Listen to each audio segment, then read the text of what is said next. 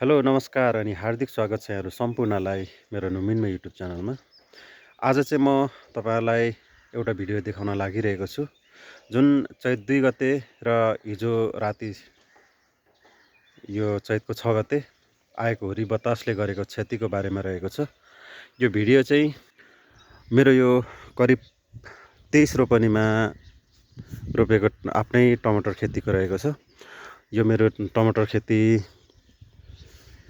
लगभग 23 रोपनीमा हो, तर यो अस्ति 2 गते र हिजो 6 गते आएको हुरी बतासले गर्दाखेरि मेरो लास्टै गाह्रो बनाइरहेको छ।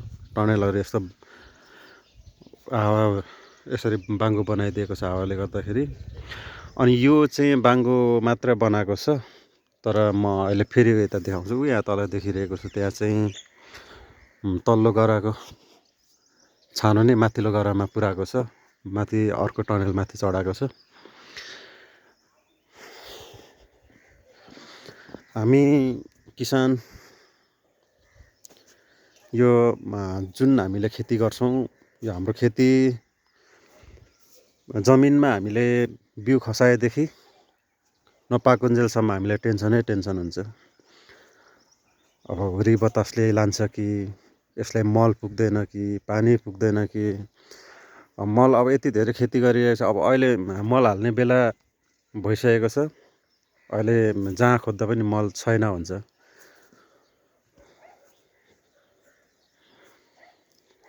अब यति साह्रो दुःख गरेर, यति साह्रो टेन्सन लिएर हामीले उत्पादन गर्छौँ, फेरि पछि अनि यो भएन त्यो भएन, अनि भएको बेच्दाखेरि पनि लु ठिक छ। अब प्राय यो टमाटर खेतीमा त अब लोनहरू मात्र नै सरल तरिकाले पाए पनि एकदम सजिलो हुने थियो। त्यो पनि पहुँच नभएको मान्छेहरूले पाउन गाह्रो छ। टेन्सन।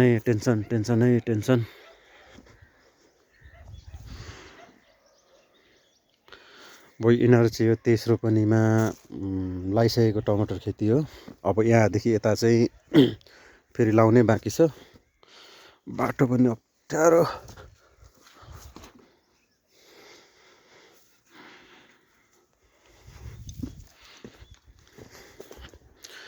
यहाँ चाहिँ लाउनु नै बाँकी छ, तर लाउनु बाँकी भए पनि यहाँको प्लास्टिकहरू चाहिँ पूर्ण रूपमा बिग्रेको छ।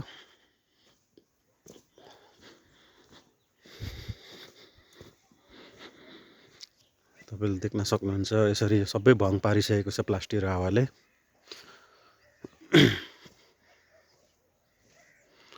यसरी भङ पारेको छ, यसरी प्लास्टिक सबै उडाएको छ। यो प्लास्टिकहरू पनि मेरो सुरुमा 1 साल यो प्लास्टिकै कारणले गर्दाखेरि हुँदा पनि मैले टमाटर खेतीमा असफल भएको थिएँ।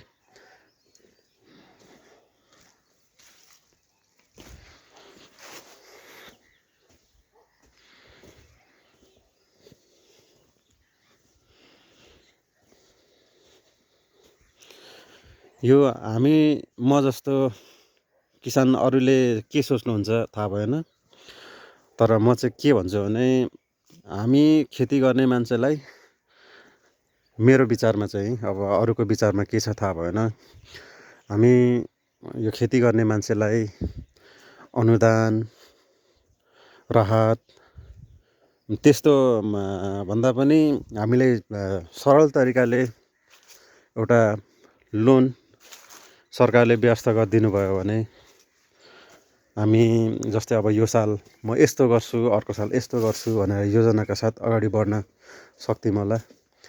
तर हामीलाई प्राय त्यस्तो खालको अवसर मिलेको छ जस्तो चाहिँ लाग्दैन। अब मेरै कुरा गर्दाखेरि पनि मैले अब 2 लाख 4 लाख लोनकै कुरा गर्दाखेरि पनि अहिले हुँदैन, भोलि हुन्छ, पर्सि हुन्छ भन्दै टमाटर यत्रो भइसक्यो। अहिलेसम्म आशमा म बाँचिरहेको छु, जिन्दगी बिताइरहेको छु, दिनहरू काटिरहेको छु। यो चाहिँ बाहिर थियो, यसमा चाहिँ झार धेरै पलाइसकेपछि यो पछि रोपेको हो। यता चाहिँ मैले अगाडि नै रोपेको हो।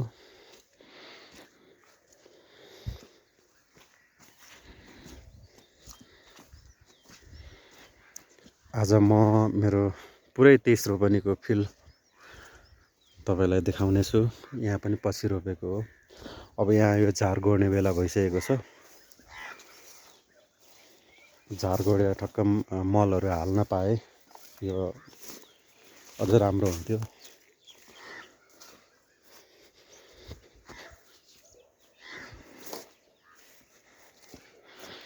यो छाना चाहिँ मैले यो अलिक नयाँ हो। अब खोल्नु कि नखोल्नु भइरहेको छ। अब खोल्यो भने पनि अब धेरै टाइम लाग्छ, नखोलौँ भने पनि अब आजसम्म आउँछ भनेर न्युजतिर देख्छु। यो चाहिँ यहाँ यो कौलीको बिउ हो। कौलीको बिउ पनि मैले यहाँ सुरक्षित ठाउँमा राखेको छु। त्यहाँ बिउ राखेको ठाउँको टनेलै उडाइदियो। त्यो पनि तपाईँले हेर्न सक्नुहुन्छ। यहाँ परको हो। त्यहाँदेखि म यहाँ पर यता सारेको छु। यो काउली पनि अब कसैले के भन्छ मैले सल्लाह गरेर नै यो बिउ चाहिँ मैले लिएको खास ल्याउन चाहिँ। तपाईँ ढुक्क भएर रोप्दा हुन्छ। यो अहिले नै यही सिजनमा रोप्ने काउली हो भनेर भन्छ। अरूले चाहिँ यो सिजनमा रोप्ने काउली होइन, यो सिजनमा रोप्ने काउली अर्कै हुन्छ भनेर भन्नुहुन्छ। र पनि केही छैन, अब अनुभव हो। फल्यो भने पनि राम्रो, फलेन भने पनि एउटा ज्ञान नै सम्झेर चित्त बुझाउने छु म। यहाँ काउलीको बिउ यहाँ राखेको थिएँ, तर टनेलै सबै उडाइदियो क्या। अनि त्यही भएर चाहिँ यता सारेको हो मैले। यसरी उडाएको छ, यति धेरै हावा आएको छ।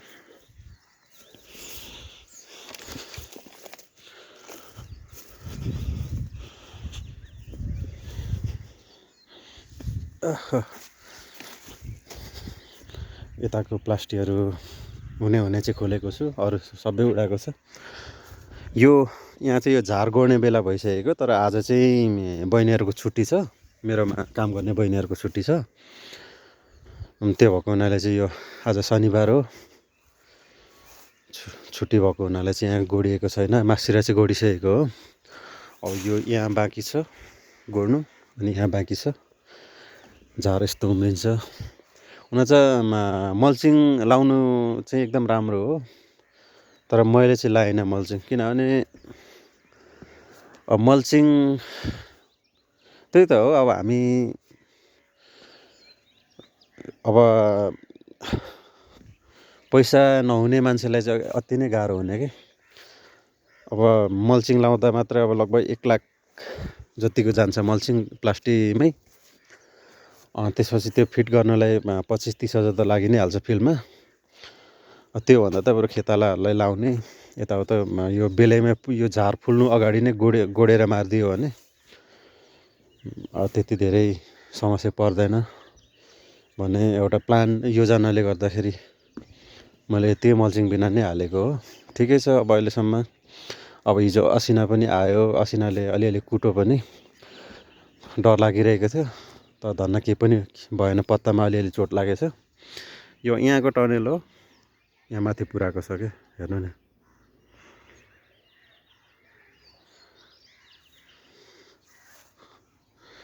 यस्तो पुऱ्याएको छ।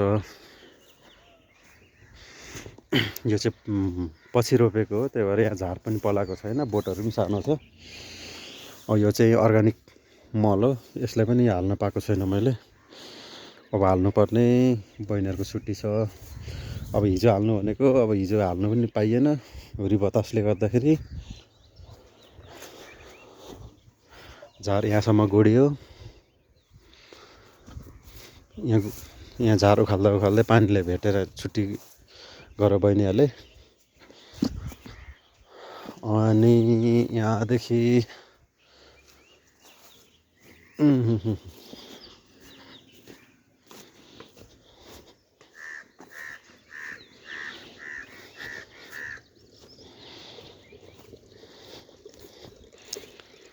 यो चाहिँ मैले अस्ति बिउ राख्नु भनेर मैले पराल किनाएर राखेको, तर मैले बिउ योपालि राखिनँ। नभ्याएको कारणले मैले किनेरै टमाटरको बिउ चाहिँ हालेँ। यो चाहिँ आलुबारी, गहुँबारी। तपाईँहरूकोतिर कसरी लाउनुहुन्छ आलु? हाम्रोतिर चाहिँ यसरी लाउँछन् आलु।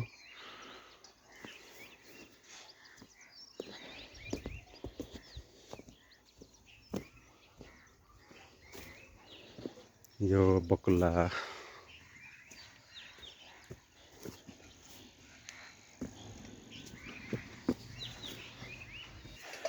यो चाहिँ तोरीबारी, तोरी। अब यो मेरो यो चाहिँ पछुवा हो। अब यसमा चाहिँ मैले पानी हाल्नुपर्ने, तर पानी हाल्नै पाइरहेको छुइनँ मैले। यो पसिलाको हो, झार चाहिँ उम्रेको छैन। पानी यसो हेर्दाखेरि चाहिँ पानी छैन जस्तो देखिन्छ, तर भित्र चाहिँ मुनि चाहिँ छ, र पनि यो हाल्नुपर्ने हुन्छ। यसमा चाहिँ